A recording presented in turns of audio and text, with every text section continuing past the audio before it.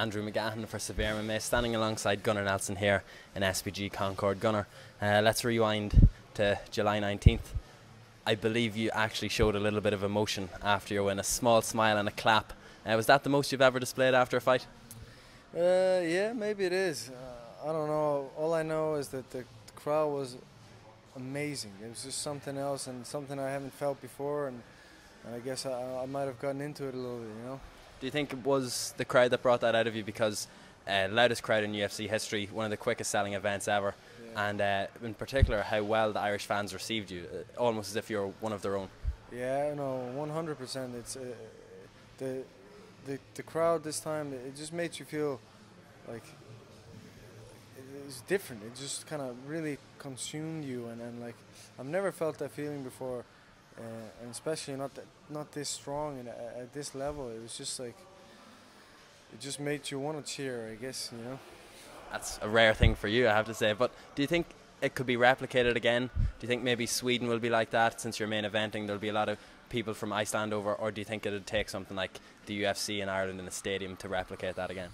Yeah, I don't know, to be honest. It just kind of happened, and I usually just go by feel with most of the things that I do, so this kind of just happened, and you don't know, maybe it will happen again. Something that I wanted to ask you at the post-fight press conference, but Dan Hardy mentioned about the strikes on the back, and you seemed a little bit bemused. Of course you're going to strike him to open up the rear naked choke, but you were hitting him, was it with your wrist or the inside of your palm? It was something different anyway. That's what I wanted to ask. Was it a special technique that either you learned here from John or in Molyneux in Iceland? I'm not completely sure what I did, if I hit him with the inside of my palm. I might have done. We do that sometimes, but it was just I was just going for his body and for his face as well. Just kind of opening him up and working him, you know.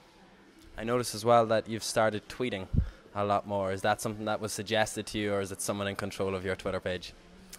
Well, my dad helps me out with the Twitter. I just got a Instagram, and I take care of that myself. I like Instagram a lot more. It's just kind of pictures and then a little description of what's going on. I think I could get into that. So that's the next big thing that's going to take off. Gunnar Nelson's Instagram, maybe a picture of a belt, a BELT from just down the road. Yeah, I'm going there after this, so I'll probably put a picture of a belt and a filthy juice. Exactly. Well, we're looking forward to that. A couple of quick things before we let you go.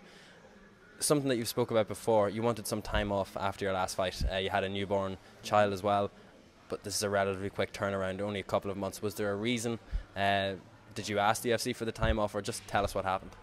Yeah, I was going to take a time off, but then basically this opportunity presented itself, and I jumped on it, you know. They wanted me to headline this show, and of course it's an honor for me to headline this show. So I decided, me and my girlfriend, my family, that I'd do this one and then get a break after this. So I'm really hoping that I could get a little break till next year after this fight. Yeah.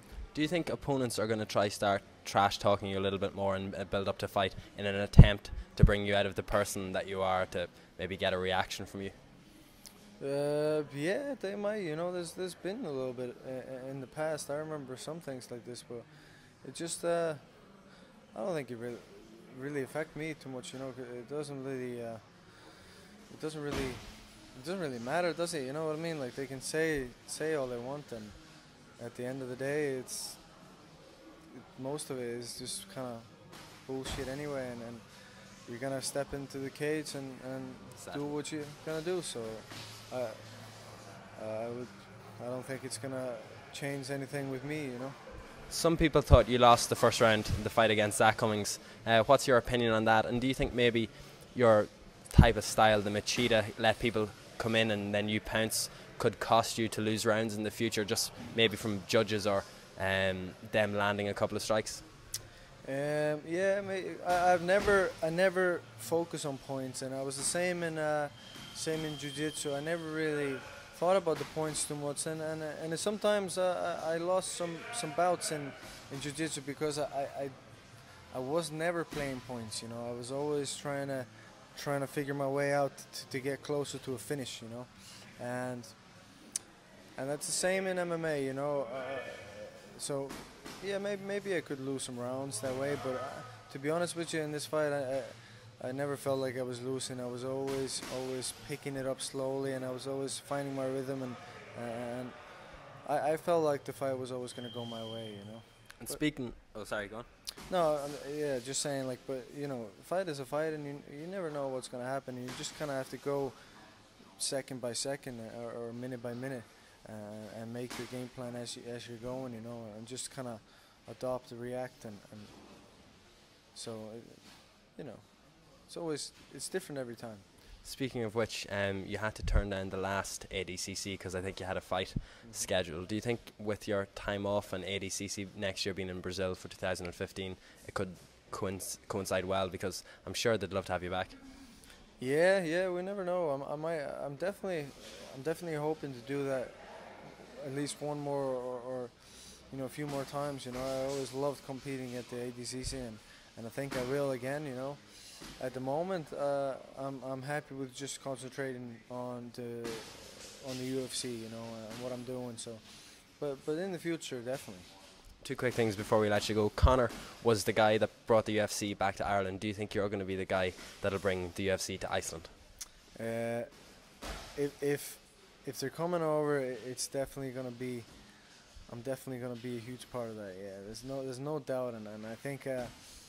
At the moment, we don't really have any stadiums or anything to bring in the UFC, but I'll see. I'm gonna go back and I'm gonna kind of look into that more, and because I've been thinking about this, it could be a good thing, you know, where it could be kind of America meets Europe kind of thing, because it's in the middle. You know, Europe doesn't have to travel too much to go there.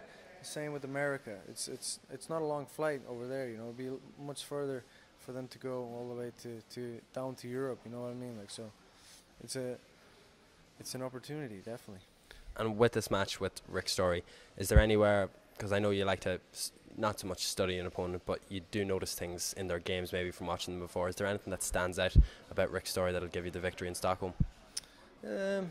Not particularly. It's never like that. It's more when I go in there, I'll kind of figure out the energy. Otherwise, I'll be kind of making game plans before, and I don't really do that. You know, he's a tough guy. He's a good wrestler.